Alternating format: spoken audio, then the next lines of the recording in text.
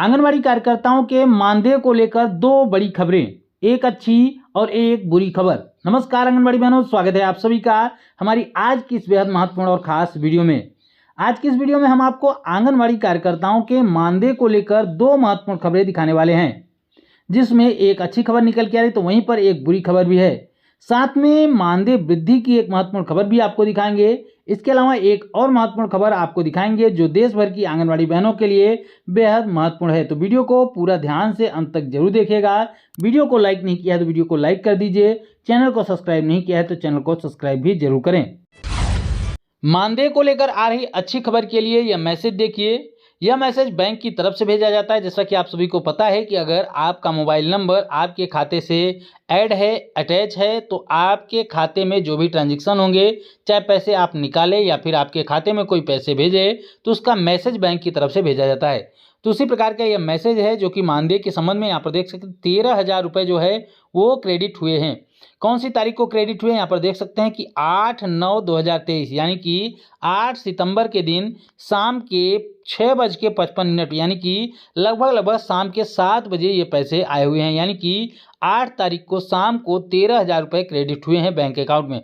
जैसा कि आप सभी को पता है कि मध्य प्रदेश में ही आंगनवाड़ी कार्यकर्ताओं को 13,000 रुपये का मानदेय दिया जाता है। तो मध्य प्रदेश में अगस्त महीने का मानदेय जो है वो आंगनवाड़ी कार्यकर्ताओं के खाते में आना स्टार्ट हो गया है। अभी तक कुछ बहनों के खाते में जुलाई महीने का मानदेय ही आ रहा था, लेकिन कुछ बहनों के खातों में अब अगस्त महीने का मानदेय भी आना शुरू हो गया है। तो आप मध्य प्रदेश के कौन से जिले से देख रहे हैं और आपका मानदेय आया या फिर नहीं आया है, कमेंट करके जरूर बताइएगा।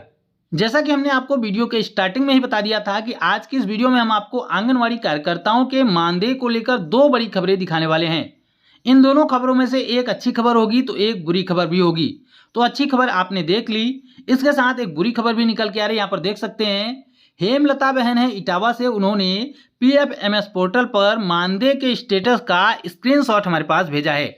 यहाँ पर देख सकते हैं अमाउंट लिखा गया है एक तरफ, दूसरी तरफ देख सकते हैं कि स्टेटस लिखा गया है।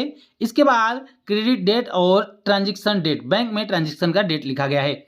सबसे पहले नंबर पर यहाँ पर देख सकते हैं 500 रुपये की धनराशि लिखी गई है, वो भी स्टेटस में देख सकते हैं फेल्ड दिखा रहा है। यानी कि 500 रुपये अभी तक जो प्रोसेसिंग में दिखा रहा था वो फेल हो चुका है। इसकी डेट यहाँ पर लिखी गई है कि 8/9/2023 को यह फेल हुआ है।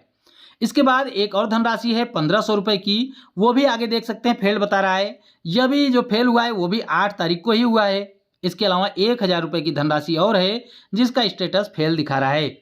ये तीनों धनराशियां आप देख सकते हैं कि 8/9/2023 के दिन ही फेल हुई है। अभी तक ये तीनों धनराशियां प्रोसेसिंग में दिखा रही थी, लेकिन अब आंगनवाड़ी कार्यकर्ताओं के खाते में न आकर फेल्ड दिखा रही है। और ऐसा किसी एक आंगनवाड़ी बहन के साथ नहीं हुआ है, ऐसा तमाम आंगनवाड़ी कार्यकर्ताओं के साथ हो चुका है। इसके आगे के कुछ स्टेटस आप देख ही सकते हैं कि यहाँ पर 4500 रुपये की धनराशि जो है वो सक्सेस हुए थे, पैसे खाते में आ गए थे। कब आए थे? 10/8/2023 को, यानी कि देख सकते हैं यहाँ पर कि 10 अगस्त के दिन ये धनराशि आई हुई थी। उसके बाद से आंगनवाड़ी कार्यकर्ताओं के खाते में कोई धनराशि नहीं आई थी। ये 3 जो प्रोत्साहन राशि के पैसे हैं वो जो है वो दिखा रहे थे अंडर प्रोसेसिंग में, लेकिन अब तीनों ही धनराशि जो है वो फेल हो चुकी है।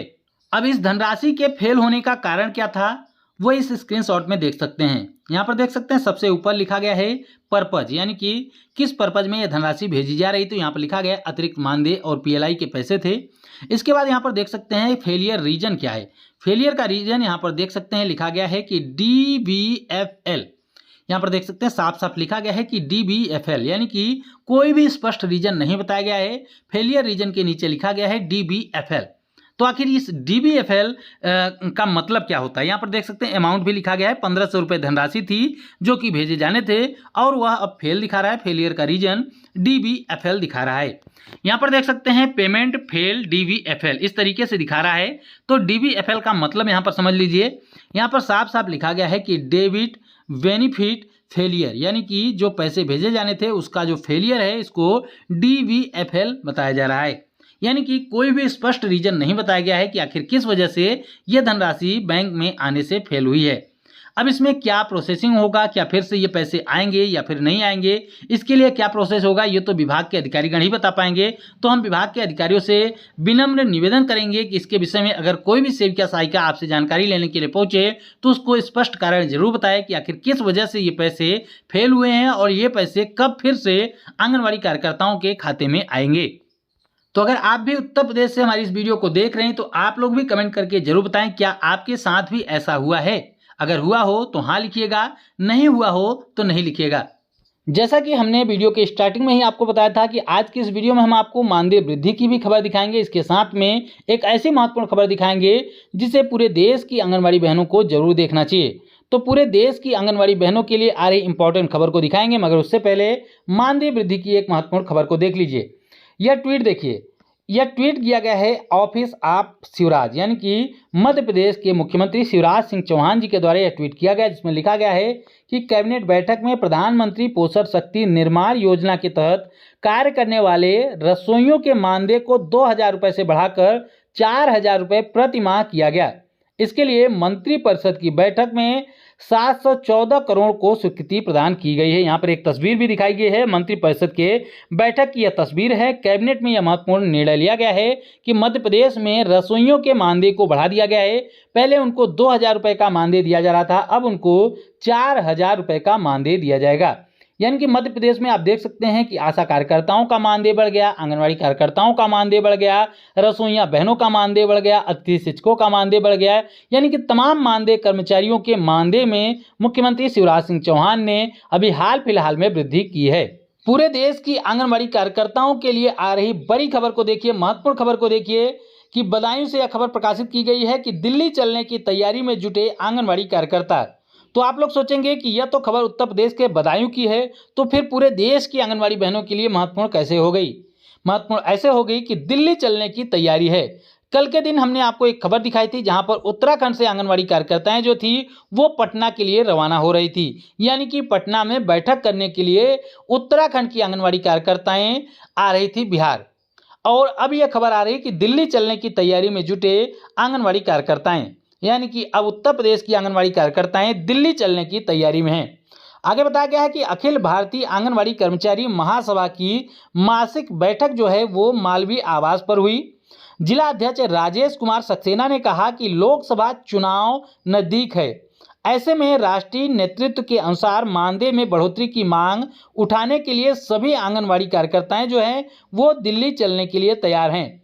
आपको बता दें कि मंडल अध्यक्ष मोर श्री गुप्ता ने कहा कि संगठन में शक्ति होती है, सभी लोग दिल्ली चले। इस मौके पर खजाना देवी, इसके अलावा शशि रानी सक्सेना, खजाना देवी, नीलम सिंह, चांदबी, नीचा आदि ने भी अपने विचार को व्यक्त किया। यानी कि अब उत्तर प्रदेश की आंगनबाड़ी कार्यकर्ताएं दिल्ली चलने की तैयारी में हैं। यानी कि बार बार लगातार एक ही प्रकार की खबरें हर एक राज्य से निकल के आ रही कि पूरे देश की आंगनबाड़ी कार्यकर्ताएं दिल्ली चलकर केंद्र सरकार के सामने आंगनबाड़ी कार्यकर्ताओं की मांगों को रखेंगे। यहाँ पर भी यही लिखा गया है कि आंगनबाड़ी जो कार्यकर्ताएं हैं वो दिल्ली चलने के लिए तैयार हैं, यानी कि तैयारी में जुट चुकी हैं। इसके पहले उत्तराखंड की आंगनबाड़ी कार्यकर्ताओं की तरफ से ऐसी खबर आई थी, इसके पहले बिहार से आई थी ऐसी खबर, और झारखंड से भी ऐसी खबर निकल के आ चुकी है। धीरे धीरे करके हर एक राज्य से आंगनबाड़ी कार्यकर्ताएं एकत्रित हो रही हैं और दिल्ली चलकर केंद्र सरकार के सामने मांगों को रखने के लिए तैयार हो रही हैं।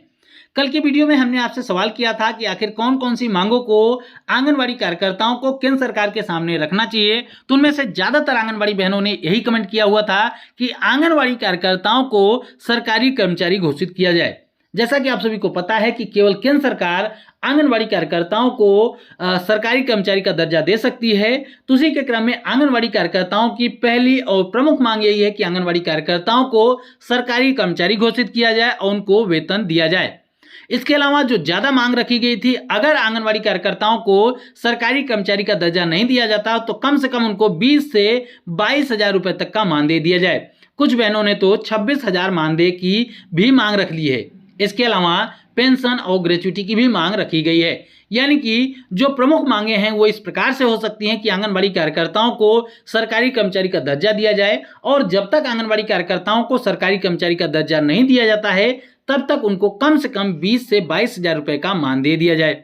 इसके अलावा आंगनवाड़ी कार्यकर्ताओं को रिटायरी के बाद ग्रेच्युटी का लाभ दिया जाए, जैसा कि हाई कोर्ट और सुप्रीम कोर्ट ने आदेश दिया था, और आंगनवाड़ी कार्यकर्ताओं के रिटायरी के बाद उनको पेंशन भी दिया जाए। इसके अलावा जो आंगनवाड़ी कार्यकर्ताओं के मानदेय में देरी होती है, हर एक राज्य में ऐसी समस्याएं आती हैं कि 4-4, 6-6 महीने तक आंगनवाड़ी कार्यकर्ताओं को मानदेय नहीं दिया जाता है। तो इसके लिए भी मांग होनी चाहिए कि आंगनवाड़ी कार्यकर्ताओं को हर महीने मानदेय एक फिक्स डेट पे दिया जाए, चाहे वो 1 तारीख हो, चाहे 2 तारीख हो, चाहे 5 तारीख हो, चाहे 10 तारीख हो, जिस भी तारीख को देना हो, एक फिक्स डेट पे ही आंगनवाड़ी कार्यकर्ताओं को हर एक राज्य में मानदेय दिया जाए। इसके अलावा जो केंद्र सरकार का मानदेय अलग आता है, राज्य सरकार का मानदेय अलग आता है, कुछ राज्यों में एक साथ आता है लेकिन ज्यादातर राज्यों में अलग अलग आता है। तो उसके लिए भी मांग होनी चाहिए कि दोनों सरकारों का मानदेय जो है वो एक साथ आना चाहिए। इसके अलावा सबसे बड़ी मांग होनी चाहिए कि आंगनवाड़ी कार्यकर्ताओं को गैर विभागीय कार्यों में न लगाया जाए।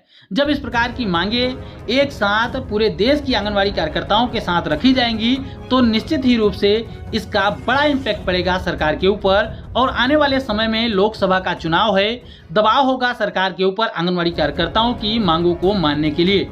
तो इस वीडियो के माध्यम से हम पूरे देश की आंगनवाड़ी कार्यकर्ताओं से और तमाम राज्यों के आंगनवाड़ी संगठनों से एक ही अपील करेंगे, एक ही आग्रह करेंगे कि पूरे देश में जितने भी संगठन हैं वो आंगनवाड़ी कार्यकर्ताओं की मांगों को लेकर एक साथ आंदोलन करें, इस युद्ध में, इस लड़ाई में आगे आएं और आंगनवाड़ी कार्यकर्ताओं की मांगों को सरकार के सामने रखें। एकजुटता होगी क्योंकि पूरे देश में लगभग 28 लाख से अधिक आंगनवाड़ी कार्यकर्ताएं हैं। अगर इनमें से 1 लाख आंगनवाड़ी कार्यकर्ताएं भी दिल्ली पहुंचकर केंद्र सरकार के सामने अपनी मांगों का ज्ञापन देंगे उनके सामने, तो निश्चित रूप से आंगनवाड़ी कार्यकर्ताओं की मांगे जरूर पूरी की जाएंगी। आपके अनुसार आंगनवाड़ी कार्यकर्ताओं को कौन कौन सी मांगे रखनी चाहिए, कमेंट करके अपनी राय जरूर दीजिएगा।